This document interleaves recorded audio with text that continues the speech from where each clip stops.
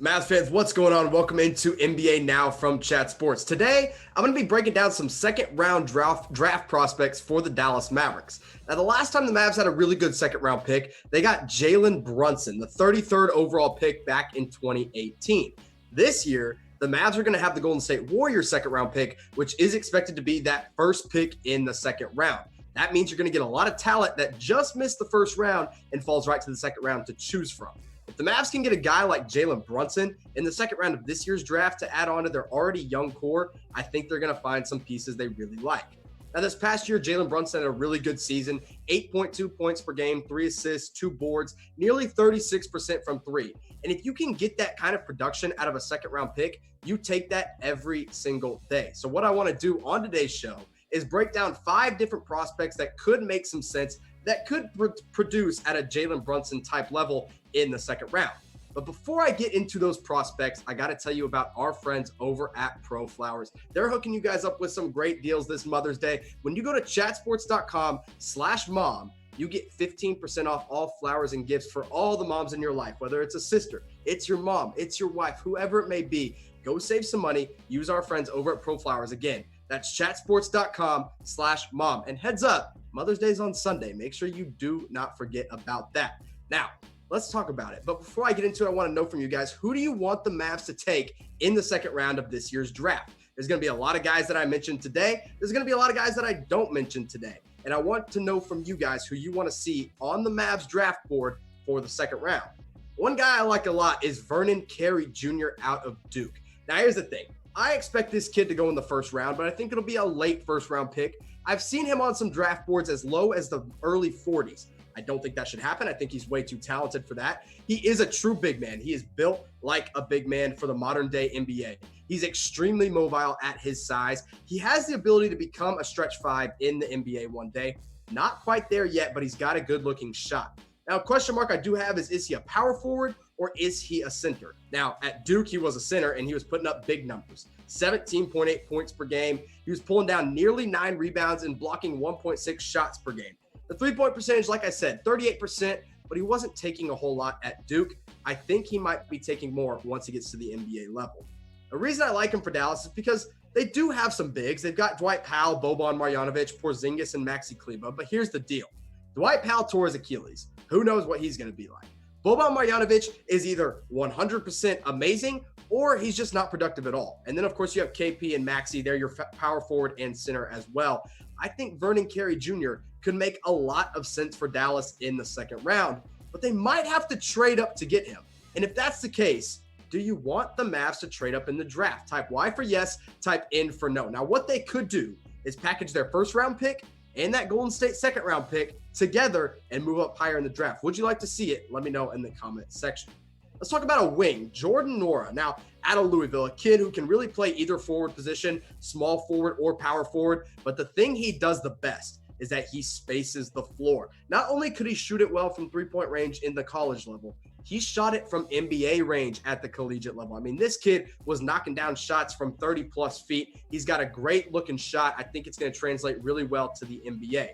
Big question mark I have for Norah here. He's not a great athlete. He's not a good finisher around the rim. He's getting there. He's got good length. He could be better, but he's better suited as a catch-and-shoot guy at the next level. At Louisville, he averaged 18 points per game and nearly 8 rebounds, a pretty good rebounder for a forward, and 40.2% from three. 40% from three at college is impressive. It's even more impressive when those threes are coming from three-point range like Jordan Norah was. Now, here's the thing. Norah can play the 3 or the 4. He can be a big or a wing. But what position do you want Dallas to target in the second round? Type G for guard, type W for wing, type B for big. I'm throwing out a lot of wings and a lot of bigs in this little video here. Not a lot of guards coming. I don't think that's what the Mavs need. But let me know what you think they need in the comment section below.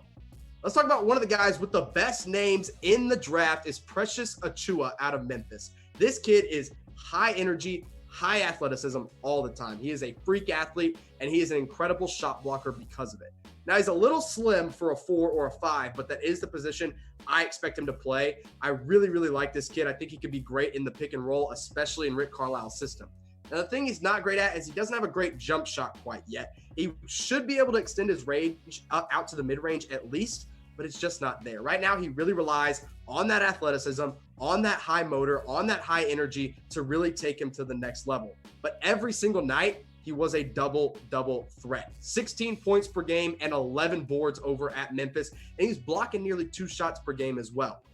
Now, the field goal percentage for a guy who's really only shooting around the rim was not that great. Only 49.3% for Precious Atua at Memphis this past year. But I think that's going to improve when he's in the NBA, because when he gets there, especially with a guy like Rick Carlisle, you put him in the pick and roll, he finishes around the rim really well. The only thing I'd like to see out of Atua that I didn't see in his freshman season was the fact that he really just doesn't have a jump shot quite yet. But I do believe that this kid is going to be a special talent. I think he could go as high as the late 20s or fall as low as the mid 40s, depending on how he tests. I really like this kid again, but I just don't know what he's going to provide in his first year in the NBA. Now, if you miss NBA basketball and you miss watching our Mavs, you miss all the games all the time, you better subscribe to Chat Sports, because we're still talking about the NBA every week, every day here. You go to youtube.com/chatsportstv, hit the subscribe button, or we'll make it even easier on you. You just scroll down into the little link in the description and hit the subscribe button, hit the big red button, because we're talking NBA basketball, we're talking NFL football all the time on this channel. Let's talk about another big man here. It's Daniel Otero out of Minnesota. A kid who he decided to stay past his freshman year, played this sophomore year at Minnesota, and became an incredible defender. In fact, one of the best defensive big men in this draft. Now, I still think he'll be a 2nd-round pick, maybe a late 1st-round pick, because his offensive game just isn't there. It's not polished. It's not NBA polished, but he did put up big numbers at Minnesota. Now, another problem that I have with Otero, I think a reason he will fall to the 2nd round or the late 1st round, is that he just doesn't know how to pass the ball. Once he gets the ball, he's looking to score, but he knows how to score. I say he's not polished offensively, but he gets the job done. 20.1 points per game at Minnesota, 11 rebounds. So this kid, again, like Precious Atua, a double machine. Another thing that Otero did really well was block shots, 2.5 per game, and you can never have enough of that in the NBA, especially when you're the Dallas Mavericks. You got Kristaps Porzingis to protect the rim. You got Maxi Kleber, who's a good rebounding or a good defensive big man. Why not go get another one in Daniel Otero? And he's good at finishing around the rim too. Field goal percentage was up around 56.3%. Big fan of this kid's game. Really glad he stayed another year in college. I think it's going to benefit him in the draft.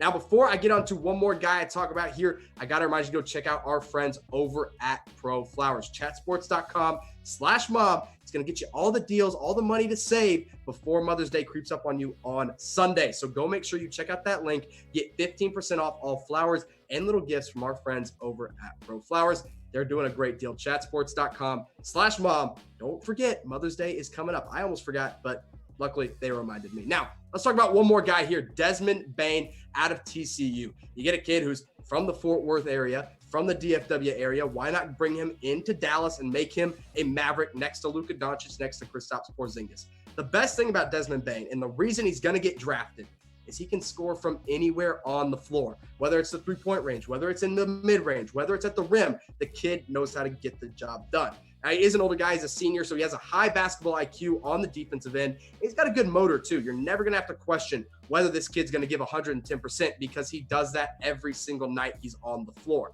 Now, he's not a great ball handler. He's not a great passer. Those are two knocks on him that I have, but nothing that should deter you from getting him in the 2nd round.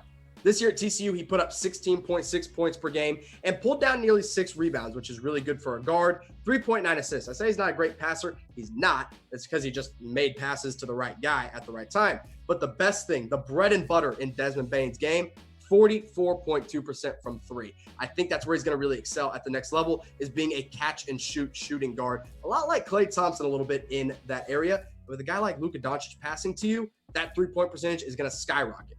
I mentioned it earlier, he is an older guy in this draft, and there are some really high-quality seniors coming out this year. Killian Tilly out of Gonzaga as a guy that I didn't mention today, a guy that I think makes some sense, but maybe not for the Dallas Mavericks. Desmond Bane, of course, is probably the 2nd best senior in this class. Marcus Howard, 27.8 points per game. I like him a lot, but the Mavs don't need a point guard. That's what Marcus Howard is. Along with Cassius Winston, he reminds me a lot of Jalen Brunson. He'll probably get drafted in the late 2nd round, and people are going to be like, dang, why didn't we take that kid earlier? Because he's going to produce right away. And then you got Azubuike out of Kansas. I don't really like Azubuike that much at the next level. I don't think his game is going to translate that well, but who knows? Maybe I'm wrong. I've been wrong a lot on this show. Don't think I'm wrong about that one, though. But what I know I'm right about is that Desmond Bane would be a great pick for these Dallas Mavericks. But here's the one big question with the draft. The one thing that everyone's asking. Who will be the number one pick this year? You think it's going to be LaMelo Ball? I think it's going to be James Wiseman, especially if the Golden State Warriors have the draft pick. But who's going to go number one? Let me know in the comment section below. Mavs fans, thanks for watching, and I'll see you next time.